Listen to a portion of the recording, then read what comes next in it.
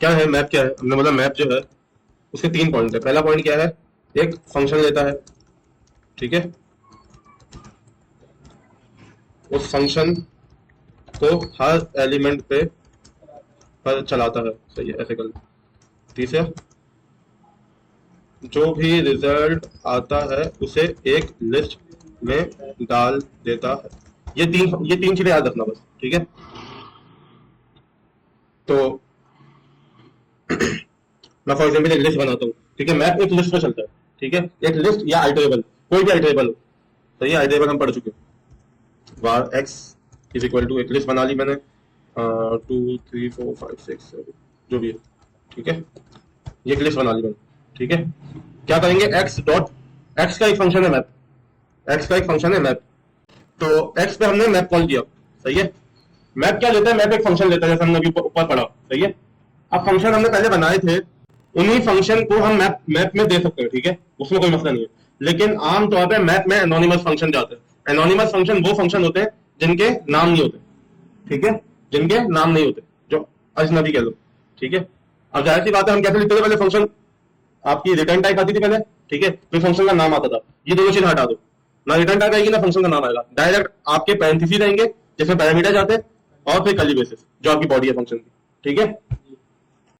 अब क्योंकि मैप क्या करेगा, एक्स का हर एलिमेंट को इस फंक्शन में पास करेगा, सही है, 2 को उठाएगा इस फंक्शन में देगा, 3 को उठाएगा इस फंक्शन में देगा, 4 को उठाएगा इस फंक्शन में देगा, तो फंक्शन लेना भी तो चाहिए नंबर, तो फंक्शन, तो हम उधर पैरामीटर दे देते हैं, ठीक है। मैं इस पैरामीटर को कह देता हूं एल, ठीक है, एलिमेंट के लिए,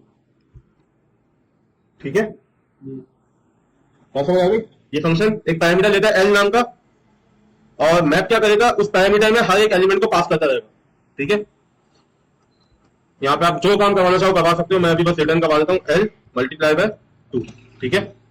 मैप के बाद सेमीकोलन आ गया। मैप रिटर्न क्या करता है, जो भी रिजल्ट आता है, यानी ये फंक्शन जब जब चलेगा तो जो भी रिटर्न होगा रिजल्ट, उसको मैप क्या करता है, एक लिस्ट में डाल देता है, ठीक है, और फिर एंड में उस लिस्ट को रिटर्न कर देता है, ठीक है। तो यहां पे हमें कैच करना पड़ेगा उस लिस्ट को, मैं इसको कह देता हूँ वार रिजल्ट फॉर एग्जाम्पल, ठीक है, और प्रिंट करवा देते हैं उस रिजल्ट को,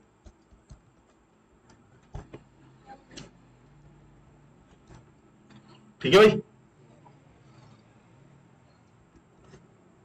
कुछ लोगों को मैंने इस तरीके से पढ़ाया ये कि जावास्क्रिप्ट में, कि हर एक आइटम को एल समझो और उस एल पे जो भी काम करना है करो, ठीक है। जैसे हर एक आइटम को फॉर एग्जाम्पल एक्स समझो, अगर मैं यहाँ पे एक्स दे दूं तो हर एक आइटम को, इस लिस्ट के हर एक आइटम को एक्स समझो और उस एक्स पे काम करो। अगर किसी को ये बात ज्यादा समझ आती है तो ऐसा समझ लो, ठीक है। लेकिन मैं प्रिफर करता हूँ कि जैसे मैंने पहले समझाया वैसे ही, कि फंक्शन बस वो कॉल करेगा और पैरामीटर में वो वैल्यू पास करेगा, मैप एक एक करके, ठीक है, पैरामीटर में एलिमेंट को पास करता रहेगा एक एक करके। इस फंक्शन को हम एनोनिमस फंक्शन कहते हैं, क्यों, क्योंकि नाम नहीं है, ठीक है। इस फंक्शन को हम कॉल बैक फंक्शन कहते हैं, क्यों, क्योंकि हम नहीं कॉल कर रहे इसको, बल्कि मैप कॉल करेगा, ठीक है। कॉल बैक फंक्शन सिर्फ ये मैप, वेयर और फॉर ईच वगैरह नहीं लेते, बल्कि बहुत सारी चीजें जो कॉल बैक फंक्शन लेती हैं, ठीक है।